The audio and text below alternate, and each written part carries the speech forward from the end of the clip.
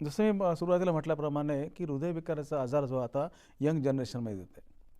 तर काय कारणं असावीत या आजही नसांच्या अस्तरांमध्ये ब्लॉकेजेस का निर्माण होतात याचं शास्त्राला नेमकं उत्तर नाही. असे काही घटक आपण सांगतो की ज्याच्यामुळे हे आजार जास्त प्रमाणात दिसून येतात.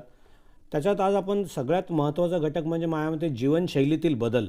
ह्या आजारांना जीवनशैलीचे आजार असं म्हटलं जातं. म्हणजेच डायबिटीज, उच्च रक्तदाब, हृदयविकाराचा झटका व पक्षवाताचा झटका.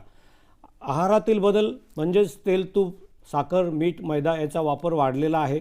त्याच्यामुळे पोटाचा घेर आज आपल्या तरुण पिढीचा वाढला आहे. याला आपण मेटाबॉलिक सिंड्रोम असं म्हणतो की जेणेकरून बॉर्डरलाईन डायबिटीज, बॉर्डरलाईन शुगर आणि त्याच्याबरोबर LDL कोलेस्टेरॉल आणि ट्रायग्लिसराईड्स वाढणे. याच्याबरोबरीने आपण जर बघितलं तर व्यायामाचा अभाव हे सगळ्यात महत्त्वाचं कारण आहे असं मला वाटतं. आज झोपेचा जर विचार केला तर तरुण पिढी वेळी अवेळी उठते, झोपते.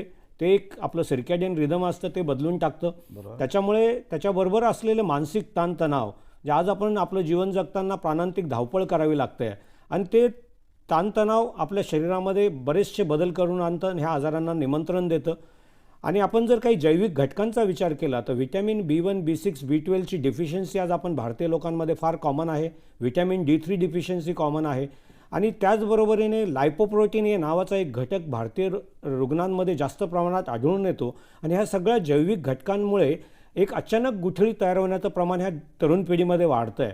त्याचप्रमाणे तुमच्या दात, हिरड्यांमध्ये जर इन्फेक्शन असेल तर नसांच्या अस्तरांमध्ये इजा होण्याचं प्रमाण वाढतं.